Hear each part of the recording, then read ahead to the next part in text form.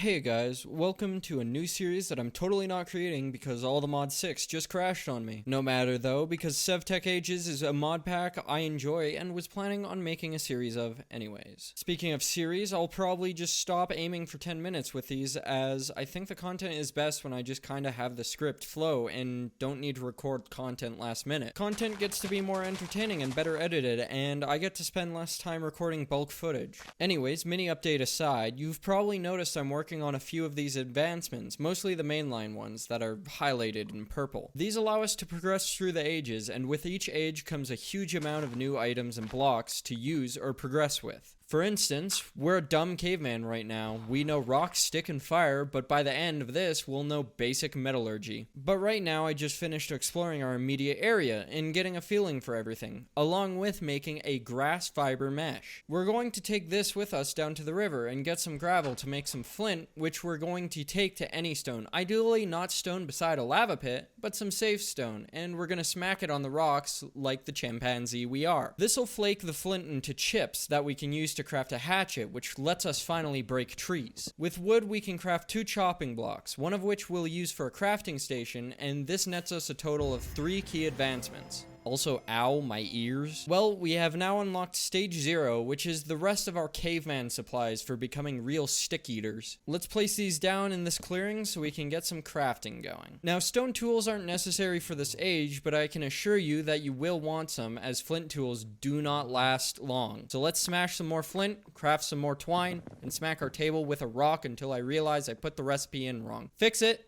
then start smacking it more until it shits out a pickaxe. Now we can make a small spiral tunnel a bit away from our home, mine up some stone, return to the surface, and I think you get the point. Smack and repeat till we have a pickaxe and an axe fresh off the slab. Now to quickly get another key advancement, I make this primal chest to store some of our inventory, as I have way too much stuff and need to offload some of it. I also got some rotten flesh, which I'll be saving for the next age, as we'll need it to make coagulated blood. Now it's nighttime and I have no bed, which means I won't be crafting one because the only way to craft a bed in this mod pack is with leather, and we don't have that yet. But we will soon. For now, let's get some quick dubs by making another chest so that we can craft a whopper, then serving up some life insurance policies for the spider's children. The string was part of our search and seizure warrant, so let's make it into a cobweb so that our whopper can get an upgrade. Oh, but first we need to commit more acts of violence on this flint we got. Listen guys, I'm running out of crime puns. There's only so many we can make when our brain cell count rivals that of a rock. What we need next is a work blade so we can skin some trees for bark. With this stuff, we can finally finish our Whopper Mark II. Next up is making some more advanced tools, a clay kiln and grill. Revolutionary stuff, I know. The clay kiln is used a lot during this age, so get used to it. Oh, and don't break it. You won't get the item back, just sadness and a brick. Now we obviously need some clay for this, so I head down to our river and break some painfully slowly as I drown. Yes, I could have made a shovel. No, I didn't bother to till later. Smack that all together on the bench and the most important item of this age is done. Oh, and while this isn't labeled as a necessary advancement, it very much so is, as it gets you low-grade charcoal, which we'll need for the third final item, the flame-grilled whopper. Speaking of low-grade charcoal, we want that, as it's an infinite source of fire, like netherrack. That means we don't have to use more fire sticks until we get our grill. Sorry, Ugh. I forgot that grass catches fire, by the way, and almost lost our entire project by doing that, so I made sure to pull a smoky and clear out all the grass. Oh, and remember that diorite I got earlier? I didn't, but we have some, which can be used in substitute for stone to make our grill. By the way, if it's your first time playing this pack, don't break the rocks on the ground. Crafting them might be annoying and waste a slot, but those rocks show you what ore is in the chunk in later ages. Great, now we have a stable food source, an infinite supply of charcoal. What's next? Well, it's actually my third least favorite part of this mod pack.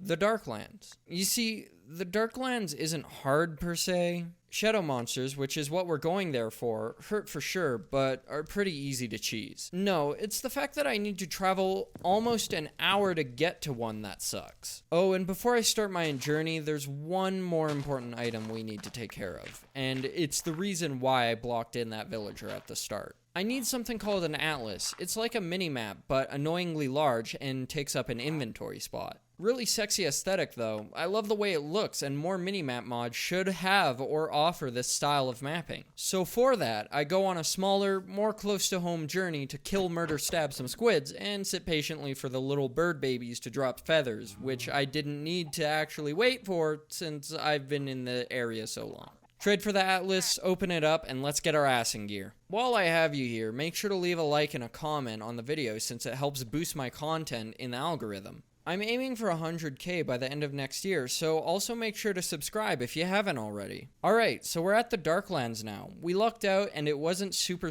far away from home, but still a decent distance. Now we just wait till nighttime and look for the billowing smoke. As I said earlier, we came here for shadow creatures, which come in 3 sizes: small, medium, and large. The small ones drop fragments. Make sure to collect these no matter what, as they're easy to kill anyways. The medium ones drop shards. Also murder them because, you know, it's still good to have. And the large ones drop full gems.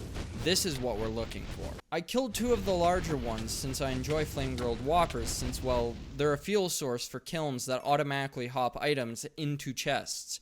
Very useful for infinitely powered grills and kilns. You also, need a few of these anyways. And let's not forget about the Shoggoth pits. These fucking assholes shit all over your world. Everywhere. Just poop and fecal funnies all over the place. I hate them. They suck. But we need monolith stone literally next age, so I grab it while I have a safe source of it. Next, we want a grindstone. This is another necessary item that isn't marked necessary. You need it to make the millstone, and the millstone is the only way to get charcoal dust. Speaking of the millstone, we'll get back to that after we start the lengthy process of tanning leather. Now, before we start anything, we need 1 fluid bladder, crafted with 2 brown dye, which you can get from grinding an ample amount of brown plants, 3 plant twine, and 1 of our spare ink sacs from earlier. Now, we can start tanning proper. Tanning leather is a very easy but lengthy process, and it's absolutely necessary if you want somewhere to sleep. First, we start by stripping some animal hide for some rawhide. Next, we take this rawhide and mix it with a full fluid bladder and salt. This makes salted hide, which can be dried to make, well, dried hide.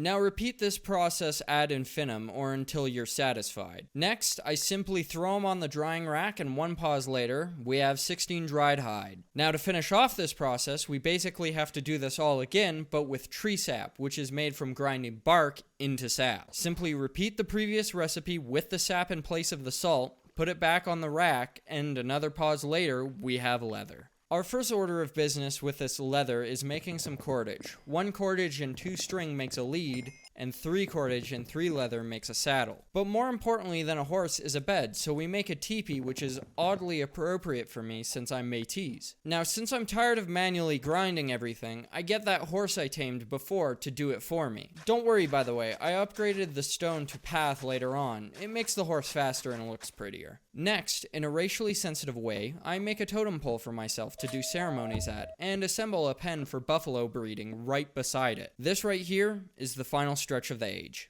I'm gonna gloss over most of this part because it sounds really racist, but basically we transform some cows into buffalo with a ritual and breed them repeatedly so I can kill them for their teeth. I use those teeth to make a gear, and now I never touch totemic ever again until I have to do advancement cleanup. The gear lets us make a hand crank for that millstone I was talking about earlier, and congratulations, we did it. The last parts just need to be made. All we do now is make porcelain by mixing equal parts clay, flint, and white dye together in our millstone and cranking it until we get enough for the heater, melter, casting table, and casting basin. And that's it. Congratulations on making it to the end of the video and this age. You must have enjoyed the ride, so make sure to leave a like and a sub if you haven't already. I rushed this out in one night once again, but this won't happen again. You see, last weekend was my birthday, and I had a 24-hour stream planned, which means I didn't have a lot of time to put together anything else. As always, I'm live on Twitch after the upload, but we have a new schedule. Every Monday, Tuesday, Thursday, Friday are now stream days. Of course, I'm streaming at the same times, 5 p.m. to 7 p.m. EST, so make sure to go leave a follow there and catch me when I'm live. But without further ado, I'll see you guys next time.